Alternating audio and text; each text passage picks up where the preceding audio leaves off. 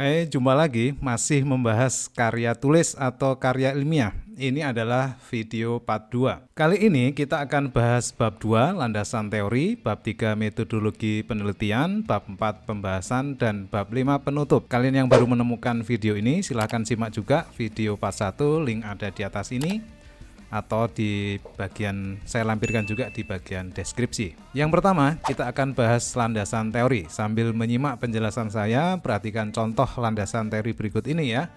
Landasan teori itu ya teori-teori, definisi-definisi dan konsep yang memiliki keterkaitan dengan penelitian yang akan kita lakukan. Sehingga landasan teori menjadi dasar analisis agar peneliti dapat menjelaskan fakta-fakta yang ada. Dalam contoh ini ya berisi konsep tentang generasi Z. Landasan teori dalam penelitian digunakan untuk menguatkan penelitian yang akan dilakukan. Selain itu juga berfungsi untuk memperjelas masalah yang diteliti oleh penulis atau peneliti.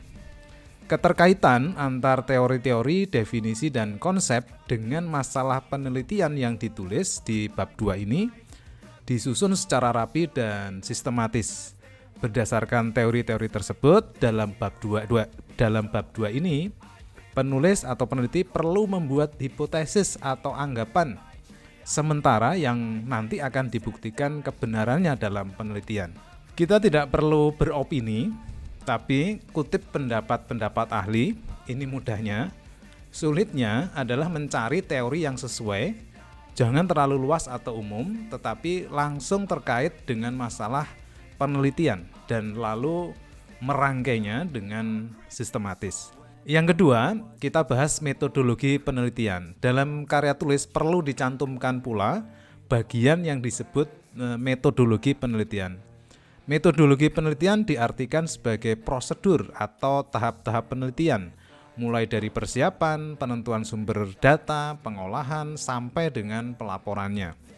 Secara umum, metodologi itu ada 3 macam. Ya. Yang pertama, metode deskriptif, yaitu metode penelitian yang bertujuan menggambarkan fakta-fakta secara apa adanya, tanpa adanya perlakuan apapun.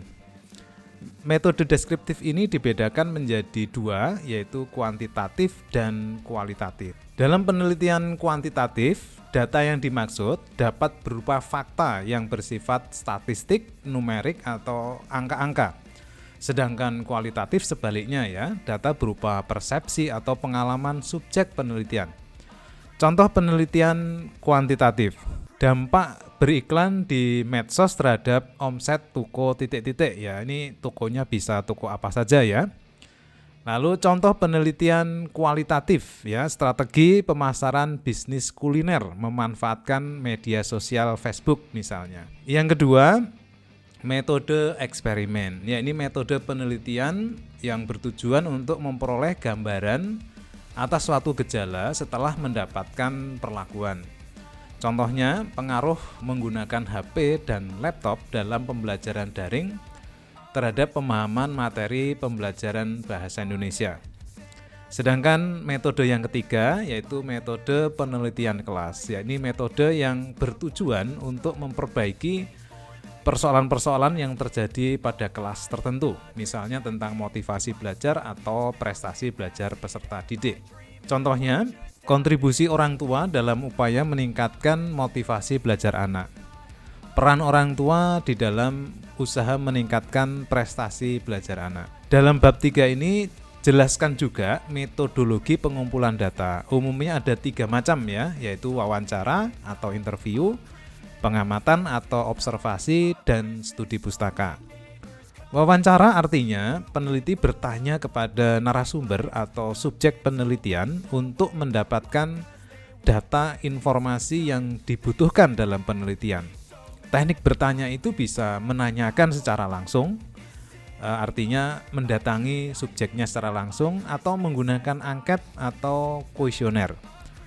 Pengamatan artinya peneliti mengamati, melihat, mendengar, atau merasakan secara langsung objek atau subjek penelitian secara langsung ya untuk mendapatkan data atau informasi penelitian. Sedangkan studi pustaka Artinya peneliti membaca buku, teks, atau informasi yang tertulis untuk mendapatkan data atau informasi.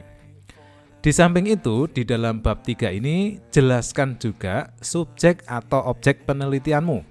Informasi dan data penelitian ini diperoleh dari subjek penelitian.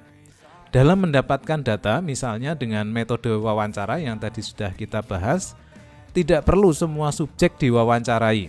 Kita ambil sampel saja yang bisa merepresentasi atau mewakili populasi subjek penelitian. Nah, kalau landasan teori itu bab 2, metodologi bab 3, sekarang kita bahas bab 4, pembahasan. Bagian ini berisi paparan tentang isi pokok karya ilmiah terkait dengan rumusan masalah, tujuan penulisan yang dikemukakan pada bab pendahuluan. Kalau ada 2 rumusan masalah, berarti ada 2 pembahasan dalam bab ini. Data yang diperoleh melalui hasil pengamatan, wawancara dan atau studi pustaka ya, dibahas dengan berbagai sudut pandang, diperkuat oleh teori-teori yang telah dikemukakan pada bab sebelumnya. Sekiranya diperlukan, pembahasan dapat dilengkapi dengan berbagai sarana pembantu, seperti tabel, grafik, atau lain-lain. Sarana-sarana pembantu tersebut diperlukan untuk menjelaskan pernyataan ataupun data. Tabel dan grafik merupakan cara yang efektif ya menyajikan data dan informasi. Sajian data dan informasi lebih mudah dan mudah dibaca ya. Penyajian dalam bentuk tabel dan grafik memang lebih sistematis dan lebih enak dibaca, mudah dipahami serta ya lebih menarik penyajiannya dibandingkan dalam bentuk paragraf-paragraf ya. Penulis perlu menggunakan argumen-argumen yang telah dikemukakan dalam kerangka teoritis. Pembahasan data dapat diibaratkan dengan sebuah pisau daging. Apabila pisau itu tajam, baik pula lah keratan-keratan daging yang dihasilkannya. Namun apabila tumpul, keratan daging itu akan acak-acakan, penuh cacat ya. Demikian pula halnya dengan pembahasan data. Apabila argumen-argumen dikemukakan penulis lemah dan data yang digunakan tidak lengkap, ya pemecahan masalahnya pun akan jauh dari yang diharapkan. Sekarang bab terakhir yaitu bab 5 yaitu penutup. Ada 2 hal dalam bab ini yaitu simpulan dan saran. Simpulan merupakan pemaknaan kembali atau sebagai sintesis dari keseluruhan unsur penulisan karya ilmiah. Simpulan merupakan bagian dari simpul masalah ya. Pendahuluan kerangka teori yang tercakup di dalamnya ada hipotesis, metodologi penelitian, pembahasan ya. Lalu itu disimpulkan dan menjadi kajian terpadu dengan meletakkan berbagai unsur penelitian secara menyeluruh. Oleh karena itu, perlu diuraikan kembali secara ringkas ya pernyataan-pernyataan pokok dari unsur-unsur di atas dengan meletakkan dalam kerangka pikir yang mengarah kepada kesimpulan. Berdasarkan pengertian tersebut, seorang peneliti harus pula melihat berbagai implikasi yang ditimbulkan oleh simpulan penelitian. Contoh implikasi tersebut berupa pengembangan ilmu pengetahuan, kegunaannya yang bersifat praktis dalam penyusunan kebijakan misalnya.